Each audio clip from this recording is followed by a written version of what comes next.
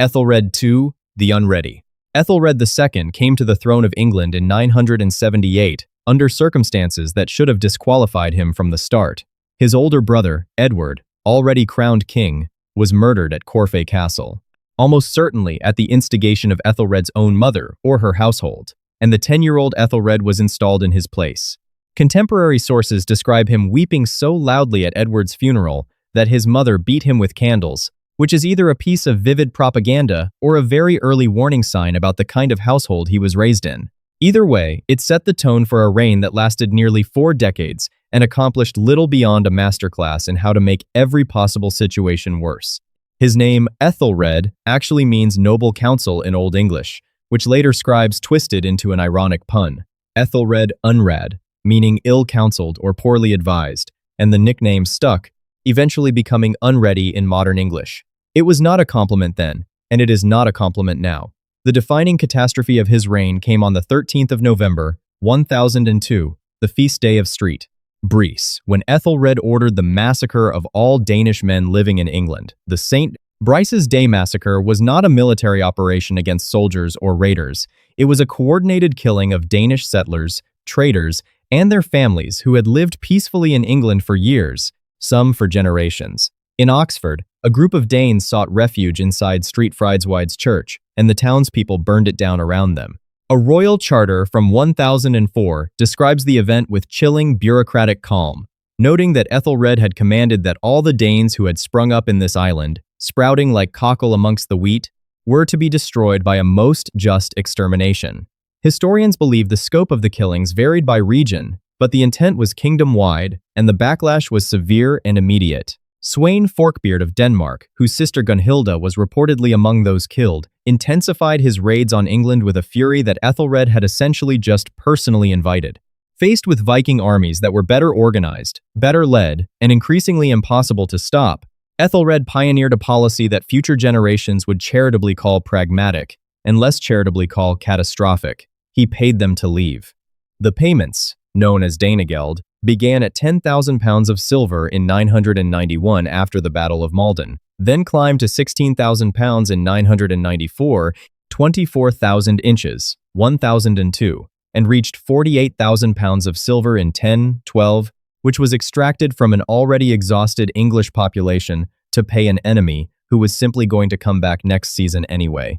It was, by any measure, one of the most expensive and least effective foreign policies in medieval English history. When Sweyn Forkbeard launched a full-scale conquest in 1013, the English nobility and towns began submitting to him almost immediately, a devastating verdict on Æthelred's 35 years of rule. Æthelred fled to Normandy, becoming the first English king to die in exile, or rather, the first to flee into exile and then return, because Sweyn died in February 1014 and the English council actually invited Æthelred back on the condition that he promised to govern better than he had before. He agreed, broke essentially every promise within months, and died in London in April 1016, with the country in active military conflict, leaving his son Edmund Ironside to fight Cnut for the throne he had comprehensively failed to hold. Harthacnut. Harthacnut ruled England for just under 2 years, from 1040 to 1042, and still managed to leave a record so aggressively unpleasant that the English greeted his sudden death at a wedding feast with something close to relief. He was the son of the great Knut, which meant he had enormous shoes to fill, and his response to this challenge was to fill them primarily with vindictiveness and punishing taxation. His first act as king was to impose a massive fleet tax to pay for the warships he had sailed over from Denmark, 42 ships requiring 8 marks per rowlock, spread across a population that had not exactly asked for him. When 2 of his tax collectors, Feeder and Thurston, were murdered by an angry mob in Worcester in 1041, Harthacnut's response was not judicial nuance. He sent an army to Worcester with orders to plunder the city, kill the male inhabitants, and burn everything to the ground. The city was ravaged, the surrounding region devastated, and the population driven out for a period before being allowed to return to the smoldering wreckage of what had been a functioning medieval town. The whole episode lasted several days and destroyed livelihoods and structures that had stood for generations, all as retribution for the deaths of 2 officials, one of whom had apparently been particularly aggressive in his collections. His treatment of his half-brother Harold Harefoot, who had ruled England in his absence, was arguably even more disturbing. simply because Harold was already dead by the time Harthacnut got around to punishing him. Harthacnut had Harold's corpse exhumed from its tomb at Westminster, beheaded, and thrown into a marsh, with some sources suggesting it was then fished out and thrown into the Thames for good measure. The precise disposal method varies by chronicle, but the basic fact that a king dug up his dead brother specifically to desecrate the body is well attested across multiple sources. It served no political purpose. Harold's supporters had already submitted. It was purely personal. When Harthacnut died in June 1042, reportedly collapsing in convulsions at a wedding feast, while drinking, a contemporary source says he died as he stood at his drink. The English wasted no time, inviting Edward the Confessor back from Normandy, essentially erasing the Danish line from English kingship entirely. Harthacnut left no heirs, no lasting administrative reforms, no military victories, and no buildings. He left a burned city, a desecrated corpse, and a tax bill. William I, the Conqueror. William the Conqueror arrived in England in September 1066 with an army, a papal banner, and the absolute conviction that the kingdom was rightfully his, and within 3 months he had killed the reigning king at Hastings, marched to London, and had himself crowned in Westminster Abbey on Christmas Day, a day that was reportedly so chaotic that his Norman soldiers, hearing the loud acclamations inside the church, assumed a riot had broken out and began setting fire to buildings outside. It was an unintentionally perfect preview of his reign. The conquest that followed was not a transition of management. It was the systematic dispossession of an entire ruling class. Within 20 years, almost every major Anglo-Saxon landholder had been stripped of their estates and replaced with Norman lords, and the English language itself was pushed out of the courts, the church, and the nobility for the better part of 2 centuries. But the single act that defines William's capacity for deliberate, organized cruelty is the harrying of the North, carried out across the winter of 1069 to 1070 in response to a northern rebellion that combined Anglo-Saxon resistance with a Danish invasion force. William's response was not a military campaign in any conventional sense. It was the systematic destruction of an entire region. His forces moved through Yorkshire and the surrounding counties, burning villages, slaughtering livestock, destroying food stores and farm equipment, and salting or otherwise rendering fields unusable. The goal was not to defeat an army, it was to ensure that the north of England could never rebel again by making it incapable of feeding itself. The chronicler Orderic Vitalis, writing decades later, described the result with visible horror. More than 100,000 Christian folk of both sexes, young and old alike, perished of hunger. Modern historians debate the precise figure, but the scale of depopulation is not seriously disputed. Domesday Book entries for Yorkshire, compiled just 17 years later, record vast stretches of land as simply waste, a single word that covers fields lying untilled, villages abandoned, and people gone. The famine created by the harrying is estimated to have killed somewhere between 100,000 and 150,000 people, with some areas of the north remaining sparsely populated for a generation afterward.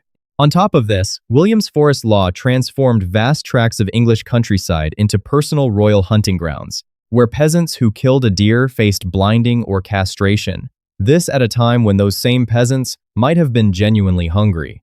The Domesday Book, completed in 1086 and recorded with almost aggressive thoroughness, was not an administrative curiosity. It was a total surveillance document, cataloging every hide of land, every ox, every pig, so that nothing in England could be hidden from royal taxation. William died in September 1087, reportedly from injuries sustained when his horse stumbled at the siege of Mantes in France, throwing him against his saddle pommel and rupturing his intestines.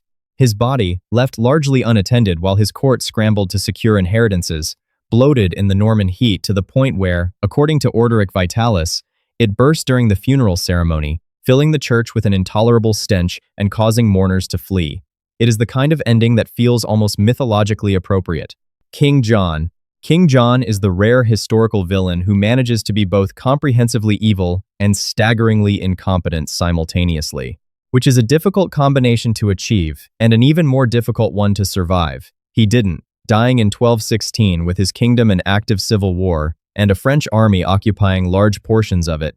He came to the throne in 1199 after the death of his brother Richard I, and within 5 years had lost virtually all of England's French territories, Normandy, Anjou, Maine, to reign through a combination of military misjudgment, political paranoia, and the kind of diplomatic handling that turns allies into enemies. His nickname Lackland, given to him by his own father Henry II when there was nothing left to grant him, became soft-sword after these losses, and neither name was affectionate. His personal cruelty was not the abstract cruelty of bad policy, it was hands-on. His nephew, Arthur of Brittany, a rival claimant to the throne who was approximately 16 years old, disappeared into John's custody in 1203 and was never seen again. Most historians believe John had him murdered, with some medieval chronicles specifically accusing John of killing Arthur himself in a drunken rage and dumping the body in the Seine, though direct proof remains elusive. What is not elusive is what happened to the de Braos family, who apparently knew too much about Arthur's fate. When William de Braos fell out of John's favor, John seized his wife Maud and their son William as hostages. Maud de Braos, according to sources including the Barnwell Chronicler, was starved to death in the dungeons of Windsor or Corfe Castle, along with her son, a fate so extreme that even by medieval standards it was noted with horror by contemporaries. John reportedly offered Maud the chance to purchase her freedom for an enormous sum she could not pay, then left her to die. His relationship with the English barons deteriorated so completely under the weight of arbitrary taxation, seized hostages, manipulated justice, and broken promises that by 1215 they had him cornered at Runnymede, forcing him to put his seal to Magna Carta, a document that fundamentally restrained royal power and became one of the most consequential legal texts in Western history. John signed it on the 15th of June, 1215, and appealed to Pope Innocent III to annul it on the grounds of duress within approximately 3 months. The Pope complied, plunging England back into the First Barons' War. John then lost the crown jewels in the Wash, a tidal estuary in eastern England during a military march in October 1216, when his baggage train was caught by an unexpectedly high tide and swallowed by the estuary, jewels, relics, and all. He died of dysentery 9 days later, having achieved the remarkable distinction of making both his barons and the French his active enemies simultaneously. Henry VIII began his reign in 1509 as the Golden Prince of the English Renaissance, young, athletic, educated, musical, celebrated across Europe as the ideal of what a Renaissance monarch should look like, and ended it in 1547 as a paranoid, physically deteriorated tyrant who had executed 2 of his 6 wives, beheaded his 2 most capable ministers after years of loyal service, dissolved nearly 900 religious institutions, and personally overseen the deaths of thousands of his own subjects. The transformation is one of the most dramatic in the history of English monarchy, and the cruelty at the end was not an aberration, it was a logical endpoint of a personality that had always treated other people primarily as instruments of his own will. The marriage situation is the most famous part of his record, and also the most revealing. Catherine of Aragon was discarded after 24 years of marriage because she had not produced a surviving male heir, which Henry had decided was her fault rather than biology's. Anne Boleyn, the woman for whom he broke with Rome and restructured the entire English church, was arrested in May 1536 on charges of adultery, incest, and conspiracy to murder the king, charges that modern historians almost universally regard as fabricated, constructed by Thomas Cromwell and accepted by a king who had grown tired of her and wanted to move on to Jane Seymour. Anne was beheaded on Tower Green on the 19th of May, 1536. Catherine Howard, his 5th wife, was perhaps 17 years old when she was executed on the 13th of February, 1542. On charges of alleged premarital relationships and suspected adultery, she had been essentially trafficked into the king's court by her Howard relatives as a political asset and paid for it with her head. Thomas More, his Lord Chancellor and former close friend, was executed on the 6th of July, 1535, for refusing to swear an oath acknowledging Henry as supreme head of the Church of England. Thomas Cromwell, the minister who had engineered the dissolution of the monasteries and the destruction of Anne Boleyn, was executed on the 28th of July 15. After Henry decided a marriage Cromwell had arranged to Anne of Cleves was not to his liking. The dissolution of the monasteries between 1536 and 1541 is a separate category of destruction altogether. Roughly 900 religious houses were seized, their wealth transferred to the crown, their monks and nuns evicted, and their libraries, art, and architecture either stripped, sold, or left to decay. Much of England's accumulated medieval cultural heritage manuscripts, craftsmanship, functioning hospitals and schools run by religious houses, was simply gone within a decade. When the Pilgrimage of Grace, a massive northern rebellion against these religious changes, rose in 1536, Henry negotiated a temporary peace by promising pardons and addressing grievances. Once the rebellion quieted, he executed over 200 of its leaders, including Robert Aske, who was hung in chains from the walls of Corfe Castle and left to die slowly. Despite having personally trusted Henry's promise of mercy, by the end of his reign, Henry weighed an estimated 180 kilograms reconstructed from measurements of his Greenwich armor, and his legs were so severely ulcerated that he reportedly had to be carried between rooms by mechanical devices. He died on the 28th of January, 1547, and left behind a kingdom traumatized, a church restructured for personal convenience, and a body count that historians still argue about. James II managed the remarkable achievement of being so thoroughly awful that his own parliament invited a foreign army to invade and replace him, and then he made it worse by fleeing into French exile rather than even attempting to fight for his throne, which rather confirmed everyone's low opinion of him.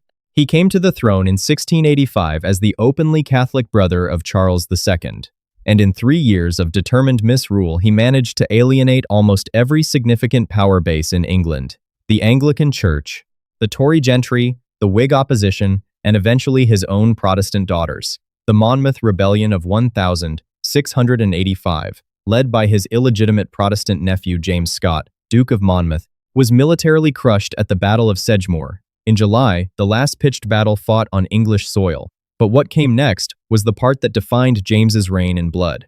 Judge George Jeffreys, operating with James's full authority and apparent enthusiasm, presided over the bloody assizes across the West Country in September 1685, conducting what were effectively show trials of rebels and those suspected of having aided them.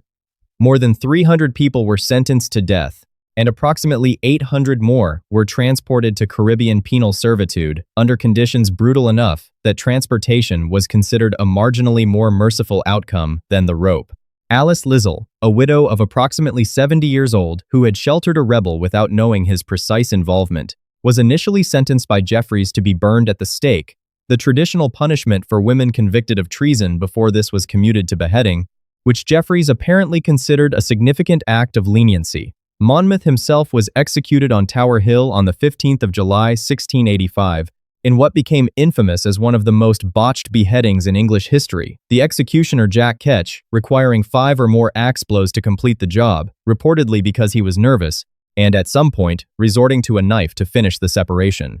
James's religious policies were equally destructive in a different register. His declaration of indulgence, suspending parliamentary penal laws against Catholics and dissenters through royal prerogative alone, without parliamentary consent, was constitutionally illegal and universally read as the first step toward re-Catholicizing England. When 7 Church of England bishops petitioned him against it, and he had them tried for seditious libel, their acquittal was met with public celebrations across England that James was apparently too politically blind to read correctly. The birth of a Catholic male heir in June 1688 transformed a political crisis into an existential one, and within weeks, a group of Protestant nobles had invited William of Orange to invade. William landed in November 1688 with a substantial Dutch army. James assembled forces, advanced to meet him, and then retreated again, then watched his army melt away, then fled to France on December 23, throwing the Great Seal of England into the Thames on his way out, apparently in the hope that losing it would make governance impossible. It didn't. He spent his remaining years at the court of Louis XIV, dying on the 6th of September, 1701, having accomplished nothing in exile beyond confirming that the glorious revolution had been entirely justified. If you want to see more, click the video on screen now.